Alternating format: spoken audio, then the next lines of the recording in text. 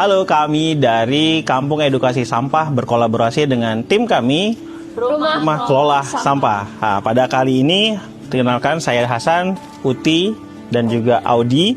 Nah, kami hari ini akan mengajarkan tentang bagaimana cara memilah dan memilih sampah ataupun pilih sampah. Nah, sampah itu sendiri kenapa harus kita pilah dan pilih? Selama ini sampah yang ada di rumah dan di masyarakat itu kebanyakan hanya kita tumpukan, kita satukan dan dibuang. Nah, oleh karena itu kita dari Rumah Kelola Sampah mempunyai inisiasi yang mungkin sudah familiar namun tidak teredukasi dengan baik dan benar di lingkungan masyarakat.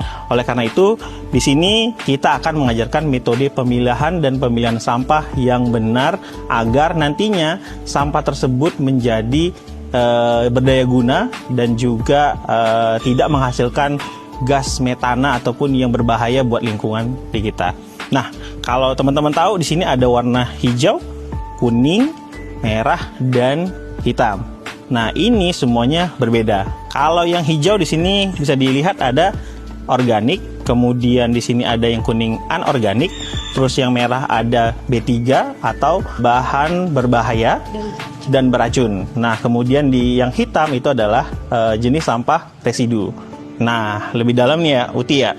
Nah, kalau di sini hijau ini organik ya, berasal dari jenis tumbuhan dan hewan. Jadi apapun jenis sampah yang sisa di rumah misalnya ya, yang tidak terpakai dari tumbuhan dan hewan itu bisa dikumpulkan pada satu wadah yang sama warna hijau.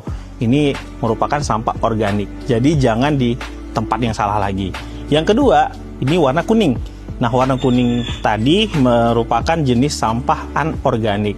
Artinya anorganik ini yang biasanya berasal dari pabrik ataupun contohnya seperti kertas, plastik, dan biasanya itu bungkus-bungkus yang ada di sekitar kita yang masih jenisnya sampah namun masih memiliki daya guna yang bisa kita manfaatin.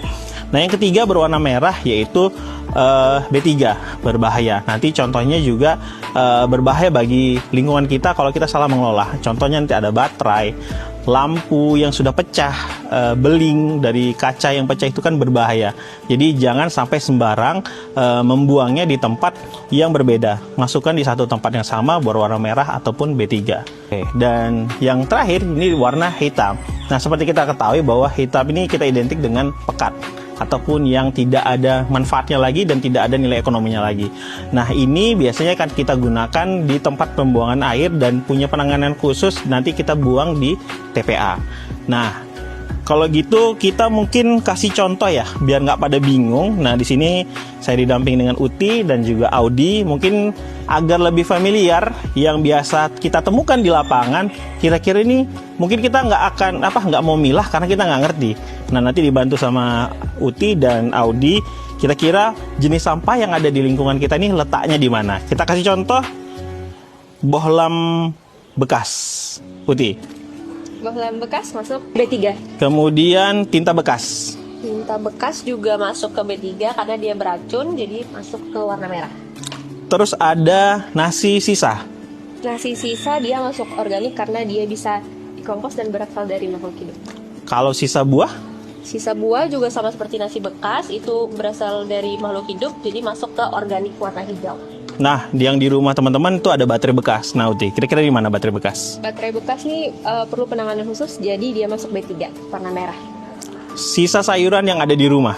Sisa sayuran juga berasal dari tumbuhan, yaitu makhluk hidup, jadi masuk ke organik warna hijau. Nah, ini bagi bapak-bapaknya yang sering ngerokok. Jadi biasanya habis ngerokok langsung dibuang puntungnya. Nah, puntungnya ini idealnya dibuang di mana? Ini karena udah nggak punya nilai jual lagi, nggak punya nilai guna dan nggak bisa kita daur ulang, dia masuk ke residu warna hitam. Kemudian bagi yang sering ngopi dan juga ngeteh, biasanya kan ada ampasnya di rumah. Nah, apakah disatukan? Nah, monggo. Untuk ampas teh dan kopi ini bisa dijadikan kompos, jadi masuk ke organik warna hijau.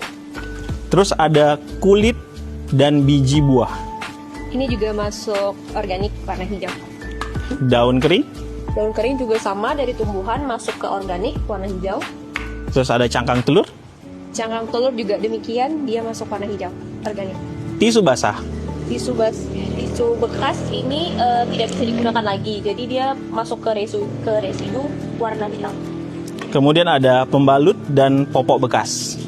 Pembalut dan popok bekas dia nggak bisa kita berdaya gunakan lagi, jadi dia masuk residu.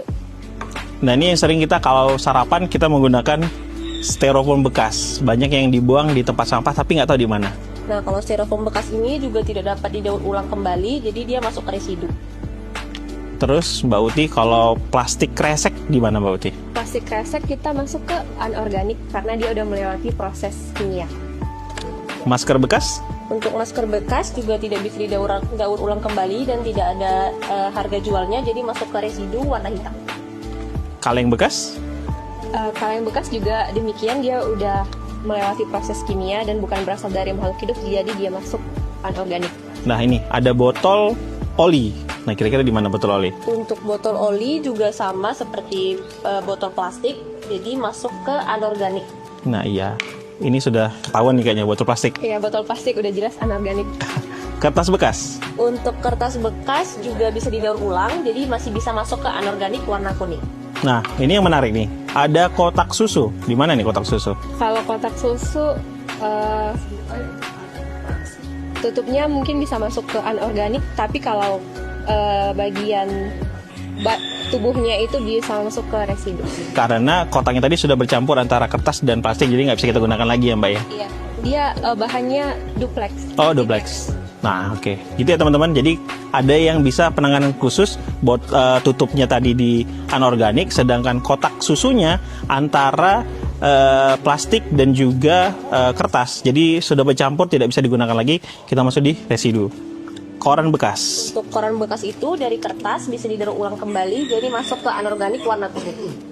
Terus ada sampah logam. Ini agak unik. Sampah logam. Kalau untuk anak-anak bisa berbahaya, tapi dia tetap dikategorikan sebagai anorganik, jadi masuk kuning. Kalau wadah plastik? Wadah plastik juga bisa didaur ulang, jadi masuk ke anorganik warna kuning. Nah, terus ada kardus bekas. Kardus bekas dia juga masuk ke anorganik. Botol kaca? Botol kaca juga bisa masuk ke anorganik, cuman sama seperti tadi, kalau untuk anak-anak mungkin dia masuk ke limbah yang berbahaya, jadi dia tetap ke anorganik karena dapat didaur ulang. Nah, kemudian ada tutup botol mineral. Ini udah jelas masuk ke anorganik. Nah, jadi itulah semua contoh-contohnya. Harapannya adalah semua jenis tadi teman-teman sudah tahu dan tahu cara menempatkannya dan membeda-bedakannya. Jadi mulai sekarang jangan pernah menyatukan lagi yang nggak pada tempatnya itu di sembarang tempat. Sudah ada warnanya, sudah ada jenisnya, tinggal dimasukkan. Nah, satu ilmu lagi untuk khusus di anorganik. Nah, di anorganik kita bisa kembangkan satu tahapan selanjutnya. Nah, kalau ada istilah orang lingkungan itu bilangnya ada 3. Pertama, reduce, kemudian ada reuse, dan juga recycle.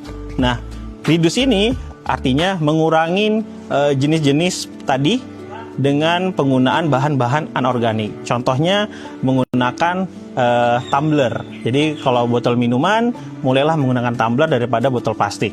Kemudian reuse itu menggunakan kembali. Artinya barang-barang yang bisa kita gunakan, mungkin dia menyusut seperti pakaian, mungkin badan kita semakin tinggi gitu ya, tinggi dan besar, baju yang tidak dapat digunakan mungkin bisa kita sumbangkan kepada orang yang lebih kecil, kurang lebih seperti itu. Artinya dapat dimanfaatkan dan mengurangi jenis limbah.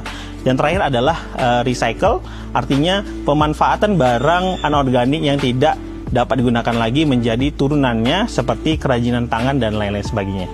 Itu saja penjelasan singkat kita dari hari ini tentang pilah-pilih sampah.